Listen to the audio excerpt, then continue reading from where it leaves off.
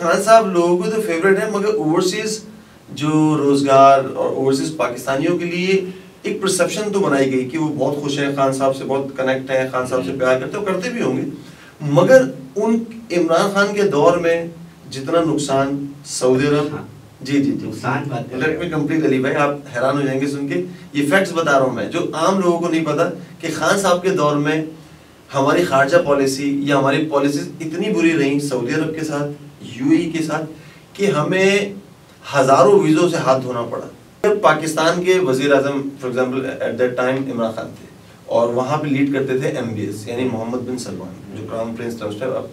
तो उनके जब ताल्लुकात आपस में अच्छे नहीं रहे, कुछ जाती नौयत के मामला थे, जो आपने सुना भी होगा कि एरोप्लेन वापस ले लिया था आधे रास्ते से, फिर वो प्राइवेट प्लेन में इमरान खान साहब आए थे। तो इस तरह वो घड़ी वाला मामला जो गड़बड़ हुई ना, उससे नुकसान ये हुआ कि वो जाती नौयत की लड़ाई या जो हुकूमती लड़ाई थी, उसका असर वर्कर्स के मामला पे हुआ कि उस तादाद में जो वीजे फॉर एग्जाम्पल 50,000 का कोटा पाकिस्तान को मिला करता था कि जी पाकिस्तान से 50,000 के वर्कर्स आएंगे यहाँ, वो जब इनकी आपस में हुकूमती लेवल पे लड़ाई हुई, तो वो दूसरी कंट्रीज ने लाइक इंडिया, श्रीलंका, बांग्लादेश ने लॉबी करके वो वीजे अपनी तरफ कर लिए। यानी हमें नुकसान ये हुआ कि मिलियंस ऑफ जो हमारे रुपीस और डॉलर्स रेमिटेंस की सूरत में पाकिस्तान आते थे, वो आना बंद हुए ना, कि जब पाकिस्तान का वर्कर वहां नहीं जाएगा तो वो पैसे कैसे भेजेगा, तो वो शिफ्ट हो गए दूसरी कंट्रीज में। कितने कम हो गए थे?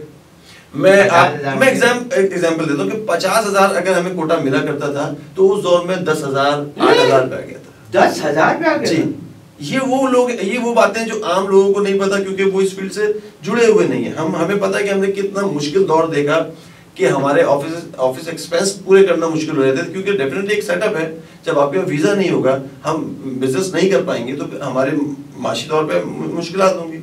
अच्छा, दूसरी बात मैं आपको बताऊं, नवाज शरीफ यानी नून लीग के जो मामला रहे, इनके हर दौर में जो ताल्लुकात है ना मिडल ईस्ट में बहुत अच्छे रहे, स्पेशली कतर, सऊदी अरब, दुबई।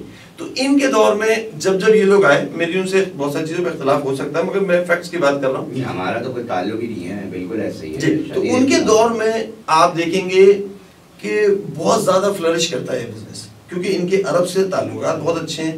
जब वो ताल्लुकात अच्छे होते हैं तो उसका असर वो इस सूरत में मिलता है कि वो हमें ज्यादा मेन पावर हमसे मांगते हैं, और वो फिर हम वो काम कर रहे हैं जो सरकार की जिम्मेदारी है। पाकिस्तान में रोजगार फराहम करना एक शहरी को पाकिस्तान की हुकूमत पाकिस्तान की जिम्मेदारी है। अगर हमने उनका हाथ बढ़ाने के लिए कदम बढ़ाया है, तो एक और चीज अली भाई मैं आपको डिस्कस करूं कि हमें वो सपोर्ट भी नहीं है।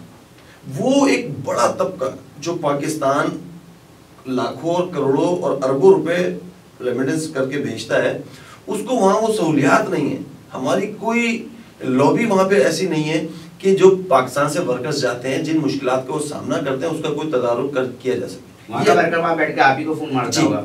वो काम जो सरकारी लेवल पे है, मिसाल के तौर पे मैंने एक कंपनी में एक बंदा रिक्रूट किया, अब अगर कंपनी उसके साथ नाइंसाफी कर रही है, तो ये मेरी हुकूमत का काम है कि उसकी मुश्किलात के, ना कि मेरा जाती, क्योंकि मैंने यहाँ पे लीगल प्रोसेस कंप्लीट करके गवर्नमेंट की फीस अदा करके उस बंदे को यहाँ से रवाना किया। अब बाकी चीजों की जिम्मेदारी हमारी, जो पाकिस्तान एम्बेसी वहां पर है, जिस भी मुल्क में भेज रहे हैं, उनकी जिम्मेदारी, वो पूरा तरीके से काम नहीं कर पाते।